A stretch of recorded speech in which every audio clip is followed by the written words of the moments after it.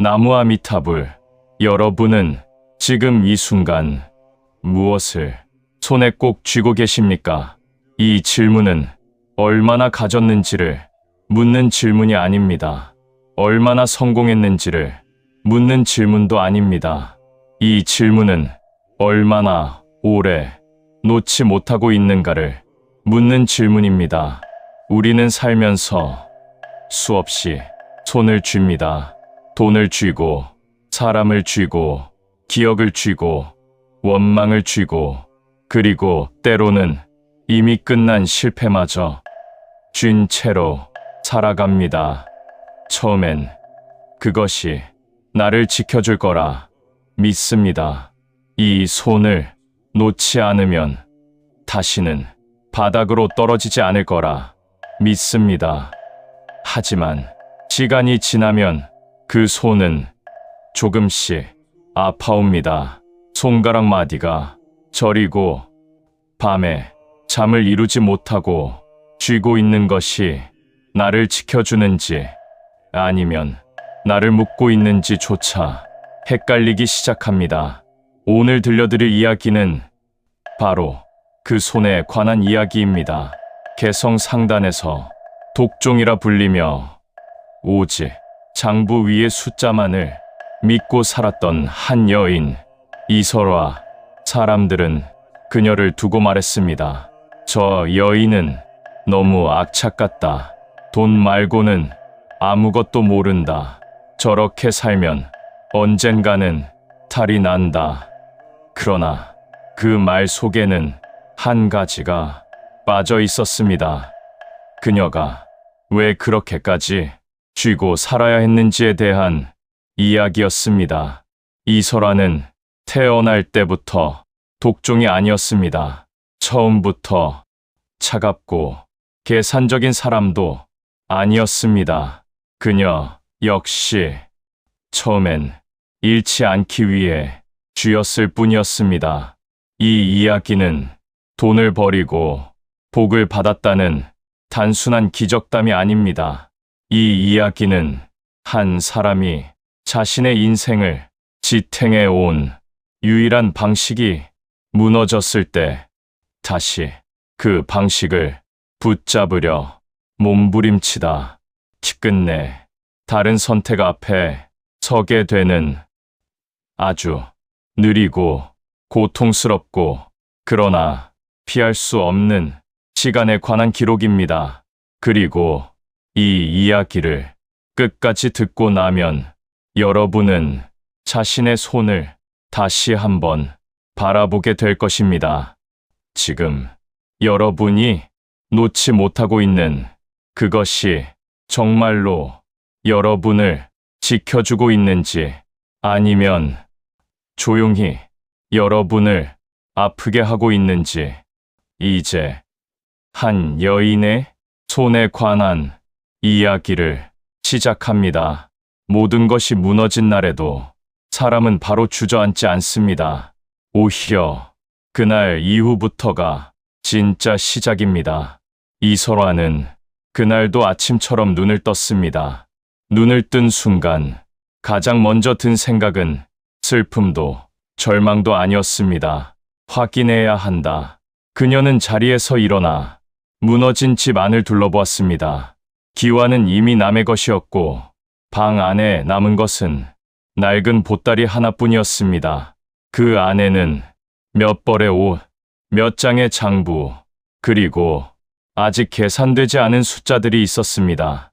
이설화는 그 보따리를 천천히, 아주 천천히 쥐었습니다. 손에 힘이 들어갔습니다. 그 힘은 울음이 아니었고 포기가 아니었습니다. 아직 끝난 게 아니다. 그 말이 그녀의 숨보다 먼저 나왔습니다. 사람들은 말합니다. 모든 걸 잃으면 비로소 내려놓게 된다고. 하지만 현실은 다릅니다. 모든 걸 잃은 사람은 2배로 쥡니다. 이설화 역시 그랬습니다. 그녀는 집이 무너진 다음 날 시장을 향해 걸었습니다. 발걸음은 느렸지만 시선은 흔들리지 않았습니다. 사람들이 속삭이기 시작했습니다. 저 사람 그 독종 아니야. 다 망했다더니 또 나왔네. 그 말들은 칼처럼 날아왔지만 그녀는 피하지 않았습니다. 대신 더 꽉 쥐었습니다. 몰락 이후 1년, 이설화는 작은 좌판 앞에 섰습니다. 전처럼 크지 않았고 전처럼 화려하지도 않았습니다. 그러나 그녀의 눈빛은 조금도 작아지지 않았습니다. 값을 흥정할 때 그녀는 한치도 물러서지 않았습니다. 동전 하나, 곡식 한 돼, 모든 것이 전쟁이었습니다. 이건 그 값이 아니오. 그녀는 웃지 않았고 사과하지도 않았습니다. 사람과 사람 사이의 온도는 그녀에게 중요하지 않았습니다. 남는 것만 중요했습니다.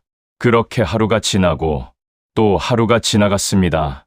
어떤 날은 아무것도 팔지 못했고 어떤 날은 남의 절박함을 이용해 겨우 밥값을 벌었습니다. 그녀는 스스로에게 말했습니다. 나는 원래 이런 사람이다. 그 말은 다짐이었고 변명이었습니다. 밤이 되면 이설화는 여각의 좁은 방에 누웠습니다. 이불은 얇았고 바람은 문틈으로 스며들었습니다. 그녀는 잠들기 전마다 장부를 펼쳤습니다.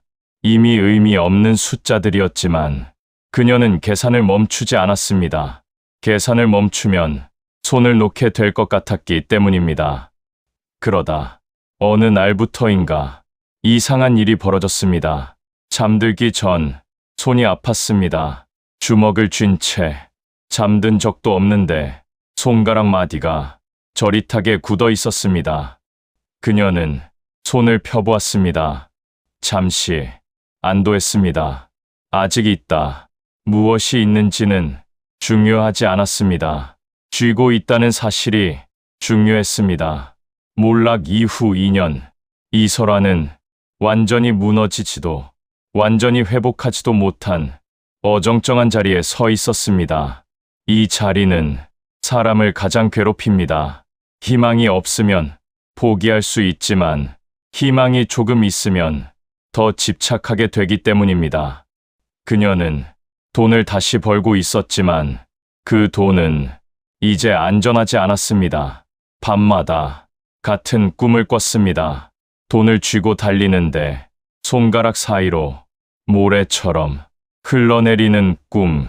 꿈에서 깨어나면 그녀는 본능처럼 손을 확인했습니다. 그리고 그제야 깨달았습니다. 자신이 돈을 쥐고 있는 게 아니라 돈에 매달려 있다는 사실을. 하지만 그 깨달음은 아직 선택이 아니었습니다. 사람은 알면서도 바로 놓지 못합니다. 몰락 이후 3년, 이설화는 겉으로 보면 다시 일어선 것처럼 보였습니다. 장사는 이어졌고 사람들은 다시 그녀를 경계했습니다. 그러나 그녀의 안은 점점 텅 비어갔습니다. 더 쥐고 있는데도 더 불안했습니다. 그녀는 이상하다고 느꼈습니다. 이렇게까지 했는데 왜 아직도 불안한가? 그 질문에 답은 이미 있었지만 그녀는 그 답을 부정했습니다. 손을 놓으면 모든 것이 끝날 것 같았기 때문입니다. 그래서 이설화는 더 쥐었습니다. 그것이 그녀가 살아남는 유일한 방식이었으니까요. 하지만 이 시간은 끝나기 위해 존재했습니다. 그리고 그 끝에는 한 쌍의 맑은 눈동자가 기다리고 있었습니다. 사람은 말을 들었다고 곧바로 변하지 않습니다. 진짜 변화는 대개 듣고 난 뒤 아무 일도 일어나지 않는 그 긴 시간 속에서 시작됩니다. 이설화에게도 그런 시간이 찾아왔습니다. 그날은 특별할 것 없는 겨울 저녁이었습니다. 해는 이미 졌고 길 위에는 사람보다 바람이 더 많았습니다. 이설화는 장사를 마치고 여각으로 돌아가던 길이었습니다. 그때 사찰 입구 근처에서 그녀는 걸음을 멈추게 됩니다. 처음엔 소리 때문이었습니다. 낮고 느리고 규칙적인 소리, 목탁 소리였습니다. 사찰 앞에는 한 노스님이 앉아 있었습니다. 가사는 해져 있었고 손에는 아무것도 들려 있지 않았습니다. 아니, 정확히 말하면 그 손은 이미 비어 있었습니다. 그 앞에는 굶주린 들개 한 마리가 힘없이 엎드려 있었습니다. 숨이 가늘었습니다. 노스님은 말없이 자신의 마지막 주먹밥을 반으로 나누어 들개 앞에 내려놓았습니다. 그 장면은 조용했고 너무 평범해서 지나칠 수도 있었습니다. 하지만 이설화는 그 자리에 멈춰 섰습니다. 그녀는 자신도 모르게 웃음을 흘렸습니다. 웃음이라고 하기엔 너무 짧았고 비웃음에 가까웠습니다. 스님, 제 코가 석자인데 미물에게 밥을 주다니요. 말은 날카로웠고 목소리는 차가웠습니다. 그 밥 한 덩이면 스님이 하루를 더 버틸 텐데 참 어리석으십니다. 이 말은 스님에게 한 말이었지만 사실은 자기 자신에게 하는 말이었습니다. 노스님은 곧바로 대답하지 않았습니다. 그저 천천히 고개를 들었습니다. 그리고 이설화를 바라보았습니다. 그 눈동자는 이상할 만큼 맑았습니다. 비난도 연민도 설득도 없는 그냥 있는 그대로의 눈. 이설화는 그 눈을 피하지 못했습니다. 잠시 후 스님이 아주 낮은 목소리로 입을 열었습니다. 보살님, 손을 꽉 쥐고 있으면 아무것도 받을 수 없습니다. 그 말은 설명도 교훈도 아니었습니다. 그저 사실처럼 떨어졌습니다. 이설화는 바로 반박하지 못했습니다. 그게 무슨 말씀이요? 그녀의 목소리는 조금 낮아져 있었습니다. 스님은 대답 대신 두 손을 천천히 들어 보였습니다. 텅 빈 손, 아무것도 없는 손, 그 손에는 힘이 들어가 있지 않았습니다. 그 장면이 이설화의 눈에 이상하게 오래 남았습니다. 그날 밤, 이설화는 여각방으로 돌아왔습니다. 방은 늘 그렇듯 차가웠고 어둡고 낯설지 않았습니다. 그녀는 이불을 끌어올리고 누웠지만 잠이 오지 않았습니다. 그 말이 자꾸 떠올랐기 때문입니다. 손을 꽉 쥐고 있으면 아무것도 받을 수 없다. 그녀는 손을 눈앞으로 들어 올렸습니다. 굳게 쥔 주먹, 힘을 주지 않으면 불안해지는 손, 손을 펴면 무언가 모두 빠져나갈 것 같은 이상한 공포. 그녀는 손을 폈다, 다시 쥐었다를 몇 번이나 반복했습니다. 그리고 스스로에게 말했습니다. 나는 아직 때가 아니다. 사람은 이해했을 때보다 이해했다고 착각했을 때 더 오래 머뭅니다. 이설화도 그랬습니다.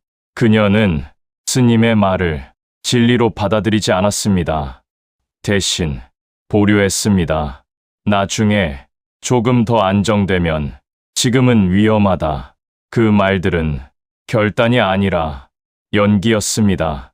며칠 뒤 시장에서 작은 아이 하나가 이설화 앞에 섰습니다. 옷은 너무 얇았고 발은 맨발이었습니다. 아이는 아무 말도 하지 않았습니다. 그저 손을 내밀었습니다. 이설화는 그 손을 보았습니다. 그리고 순간적으로 자신의 주머니를 더 꽉 쥐었습니다. 이 아이 하나 도와준다고 내 인생이 바뀌나? 그녀는 고개를 돌렸습니다. 오늘은 아니다. 그 말은 아이에게 한 말이 아니라 자기 자신에게 한 말이었습니다. 그날 하루 종일 손이 불편했습니다.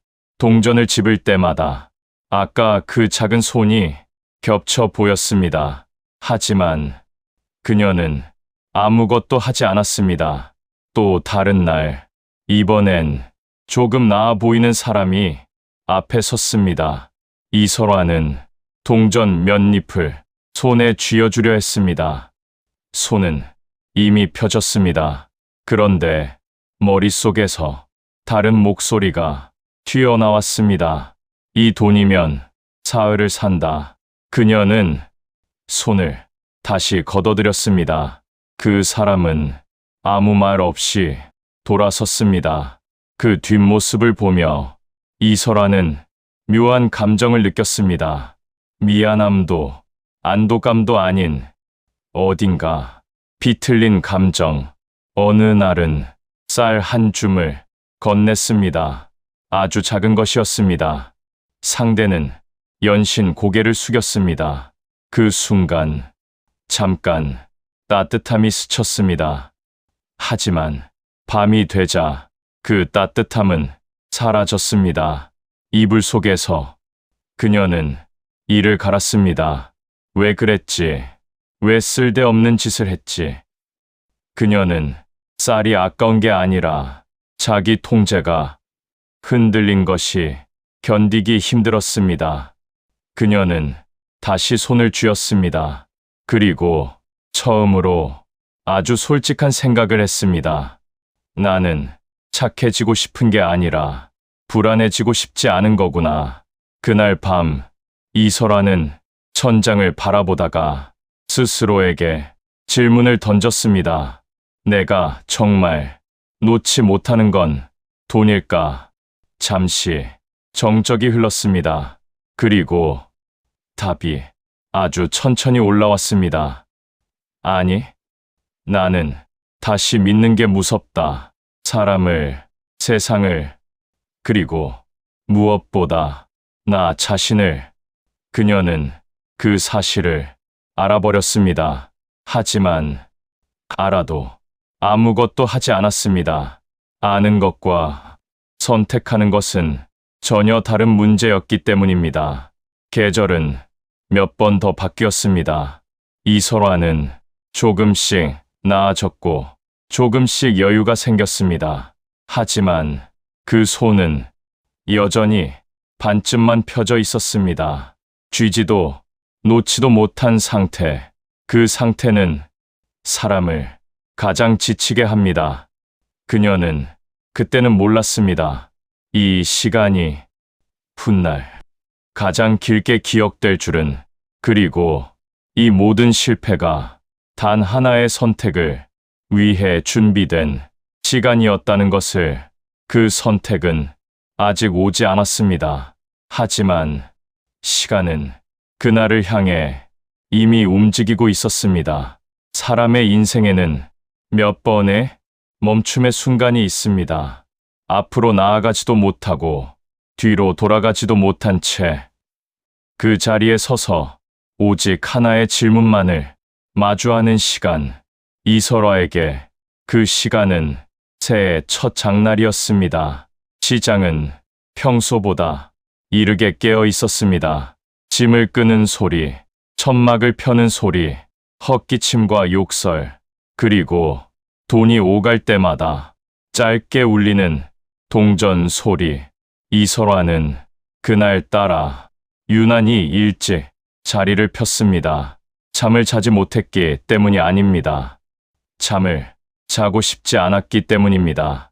눈을 감으면 생각이 쏟아졌기 때문입니다. 올해는 달라질까? 아니면 또 같은 해일까? 그 질문은 아직 답을 갖고 있지 않았습니다. 그래서 그녀는 시장의 소음 속으로 몸을 밀어 넣었습니다. 해가 완전히 떠오르기도 전 그녀는 그 장면을 다시 마주하게 됩니다. 시장 한켠 병든 노모를 업고 울고 있는 한 청년. 사람들은 그를 피해 지나갔고 누군가는 동전 하나를 던졌고 누군가는 아예 보지 않았습니다. 이설아는 처음엔 그냥 지나치려 했습니다. 또 이런 장면이군. 세상은 늘 이렇지. 그런데 발이 떨어지지 않았습니다. 이유를 곧 알게 됩니다. 노모의 손이 너무 말라 있었기 때문입니다. 그 손은 뼈가 먼저 보였습니다. 그리고 이설아는 순간 자기 손을 떠올렸습니다. 밤마다 굳게 쥐고 잠들었다가 새벽에 깨어나면 저릿하게 굳어있던 자신의 손. 그녀는 그 자리에 멈춰 섰습니다. 정확히 20분이었습니다. 그 20분 동안 그녀는 아무 행동도 하지 않았습니다. 그저 보고만 있었습니다.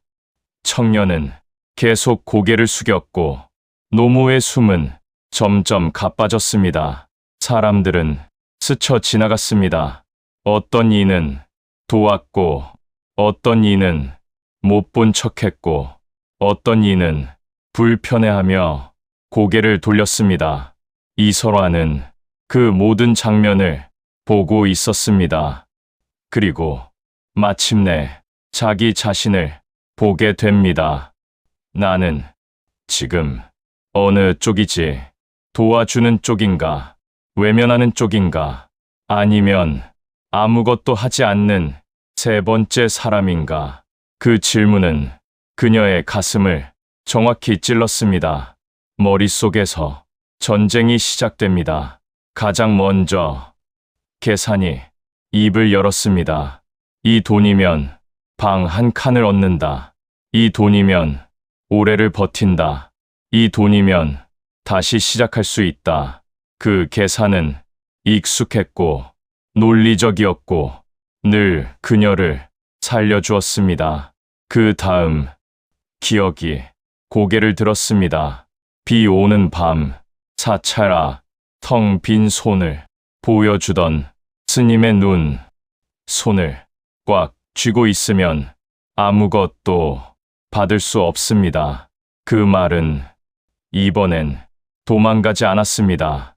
이번엔 그녀 앞을 가로막았습니다. 이설아는 그 사실을 본능적으로 알았습니다. 이번 선택을 미루면 다음은 없다는 것. 이번에도 오늘은 아니다라고 말하면 그 말은 평생의 문장이 된다는 것. 그녀는 청년에게 다가갔습니다. 그러나 아직도 결정을 내리지 못한 채 입만 열었습니다. 의원은 가봤소. 청년은 고개를 끄덕이며 울었습니다. 돈이 부족해서요. 그 한마디가 그녀의 가슴을 후벼 팠습니다. 이설아는 주머니를 만졌습니다. 보따리, 그 안에는 자신의 전부가 들어 있었습니다. 집도, 안정도, 내일도. 그녀는 마지막으로 자기 자신에게 물었습니다. 이걸 주면 나는 무엇이 되지? 그리고 답이 올라왔습니다. 아무것도 아니다. 그 순간 이설아는 이상하게도 안도했습니다.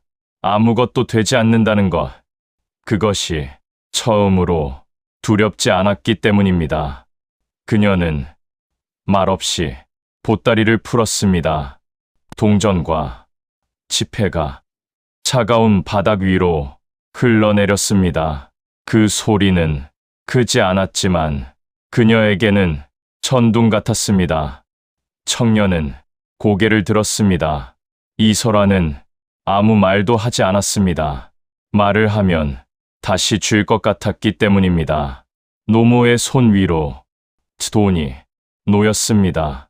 그 순간 노모의 손이 아주 약하게 이설아의 손을 잡았습니다. 그 손에는 힘이 없었습니다. 그러나 그 접촉은 그녀의 손을 놓게 만들었습니다. 이설아는 울지 않았습니다. 울면 다시 줄 것 같았기 때문입니다. 그녀는 그저 서 있었습니다. 손을 비운 채 그날 이후 이설아의 인생은 바로 달라지지 않았습니다. 기적은 항상 즉시 오지 않기 때문입니다. 하지만 한 가지는 분명히 달라졌습니다. 그녀는 자기 손이 떨리는 순간을 피하지 않았습니다. 그리고 그 떨림 속에서 도망치지 않았습니다. 그것이 그녀가 내린 단 하나의 선택이었습니다. 사람들은 기적이 오면 모든 것이 끝났다고 생각합니다.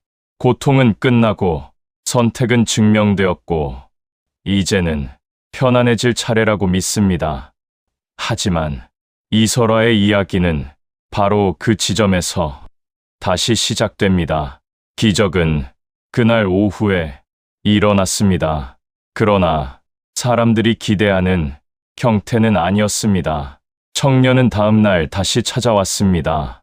그의 손에는 낡은 장부 하나가 들려 있었습니다. 모서리는 헤어졌고 종이는 누렇게 변해 있었습니다. 청년은 고개를 깊이 숙이며 말했습니다. 어머니의 유언입니다. 그 장부를 펼치는 순간 이설아는 모든 것을 알아보았습니다. 배신, 숨겨진 금괴, 잊혀진 땅 문서, 과거의 숫자들, 과거의 이름들, 과거의 손길들, 모든 것이 그대로 남아 있었습니다. 사람들은 이야기를 이렇게 요약합니다. 역시 베풀면 돌아온다. 하지만 그 말은 절반만 맞습니다. 이설아는 돈을 다시 손에 쥐었을 때 기쁘지 않았습니다. 환희도 감격도 눈물도 없었습니다. 대신 아주 묘한 불안이 올라왔습니다. 이걸 다시 주면 나는 예전으로 돌아가는 건 아닐까. 그 생각은 그녀의 손을 다시 굳게 만들었습니다. 그녀는 며칠 동안 그 돈을 보지 않았습니다. 보면 다시 힘을 줄까봐, 다시 계산을 시작할까봐. 돈은 방 한켠에 그대로 놓여 있었지만 이설아는 그 앞을 지나칠 때마다 속도를 줄였습니다. 마치 야생의 짐승을 마주친 사람처럼 그녀는 그제야 깨닫기 시작했습니다. 비움은 순간이지만 유지는 시간이라는 것을 사람들이 다시 찾아오기 시작했습니다. 먼저 소문이 돌았습니다. 이설아가 다시 돌아왔다. 아니, 이제는 보살이라더라. 그 말은 칭찬처럼 들렸지만 그녀에게는 부담이었습니다. 사람들은 기대했습니다. 도움, 자비, 결단. 이설아는 그 기대 앞에서 서툴렀습니다. 베푸는 법을 배운 적이 없었기 때문입니다. 쥐는 법만 알고 살아왔기 때문입니다. 어느 날은 너무 많이 주었고 어느 날은 아무것도 주지 못했습니다. 그 간극에서 사람들은 실망했고 이설아는 자책했습니다. 밤이 되면 그녀는 자주 손을 바라보았습니다. 손은 비어 있었지만 긴장되어 있었습니다. 언제든 다시 줄 준비를 하고 있는 손. 나는 여전히 불안하구나. 그 사실을 시간이 걸렸습니다. 그녀는 한동안 잠을 잘 이루지 못했습니다. 꿈에서 자주 돈을 쥐었습니다. 그리고 깨어나면 다시 놓고 있었다는 사실에 안도하면서도 묘한 허탈함을 느꼈습니다. 복은 왔지만 삶은 곧바로 안정되지 않았습니다. 오히려 더 많은 선택이 생겼기 때문입니다. 주어야 할까, 말아야 할까, 지금일까, 아닐까. 이 선택은 옳은가 아니면 도망인가 이설아는 그제야 알게 됩니다. 예전에는 선택이 하나뿐이었음을 쥐느냐 아니면 망하느냐 지금은 선택지가 너무 많았습니다. 그리고 그 모든 선택 앞에서 그녀는 다시 배워야 했습니다. 어느 날 밤 그녀는 스님의 말을 다시 떠올렸습니다. 손을 비우는 건 한 번의 결심이 아니라 매일의 연습입니다. 그 말을 그때는 이해하지 못했지만 이제는 알 것 같았습니다. 이설아는 자기 자신에게 처음으로 이렇게 말했습니다. 나는 아직도 배우는 중이다. 그 말은 패배 선언이 아니라 처음으로 자기 자신에게 허락한 여유였습니다. 그녀는 다시 쥐고 싶어질 때마다 손을 펴보았습니다. 완전히 비어 있지 않아도 언제든 펼 수 있다는 사실, 그것이 지금의 이설아를 지탱하고 있었습니다. 복은 사람을 구원하지 않습니다. 복을 대하는 태도가 사람을 구원합니다. 이설아는 이제 그 사실을 알고 있었습니다. 이설아는 끝내 보살이 되지 않았습니다. 성인이 되지도 않았고 완성된 사람도 아니었습니다. 사람들이 기대하는 그런 결말은 그녀에게 오지 않았습니다. 그녀는 여전히 망설였고 흔들렸고 다시 쥐고 싶어졌습니다.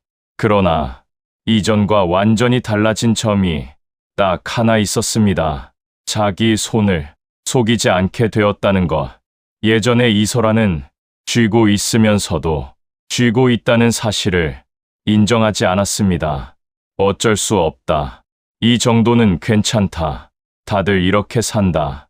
그 말들로 자기 자신을 설득하며 살아왔습니다. 하지만 이제 그녀는 자기 손이 굳어가는 순간을 알아차립니다. 주먹이 자연스럽게 쥐어질 때, 가슴이 조금 빨라질 때, 이를까 봐라는 말이 머릿속에 떠오를 때, 그 순간 그녀는 손을 내려다봅니다. 그리고 이렇게 말합니다. 아, 지금 내가 다시 쥐려 하고 있구나. 그 깨달음은 그녀를 완전히 자유롭게 만들지는 못했습니다. 그러나 다시 갇히지 않게는 만들었습니다. 사람들은 종종 묻습니다. 그럼 이제는 평안하십니까? 이설아는 그 질문에 곧바로 답하지 않습니다. 대신 잠시 웃습니다. 그리고 이렇게 말합니다. 오늘은 괜찮습니다. 그 대답은 완벽하지 않습니다. 영원하지도 않습니다. 그러나 지금 그녀가 할 수 있는 가장 솔직한 대답입니다. 이설아의 손은 지금도 완전히 비어 있지 않습니다. 돈도 있고, 기억도 있고, 불안도 아직 남아 있습니다. 그러나 그녀는 이제 압니다. 비움이란 아무것도 갖지 않는 것이 아니라 다시 쥘 수 있는 순간을 알아차리는 능력이라는 것을. 비움은 한 번의 결심이 아닙니다. 한 번의 용기도 아닙니다. 비움은 매일 반복되는 선택입니다. 어떤 날은 성공하고 어떤 날은 실패합니다. 어떤 날은 손을 펴고 어떤 날은 다시 쥡니다. 그러나 그 모든 날 위에 한 가지 사실은 변하지 않습니다. 손을 한 번이라도 펴본 사람은 다시 쥘 때도 자신을 잃지 않는다는 것. 이설아는 이제 자기 인생을 이렇게 정의합니다. 나는 놓는 사람이 아니라 놓을 수 있는 사람이다. 여러분은 지금 어떤 손으로 이 이야기를 듣고 계십니까? 무언가를 너무 오해 쥔 손인가요? 아니면 조금은 펴진 손인가요? 지금 당장 놓으라는 말은 하지 않겠습니다. 이 이야기는 그런 이야기가 아닙니다.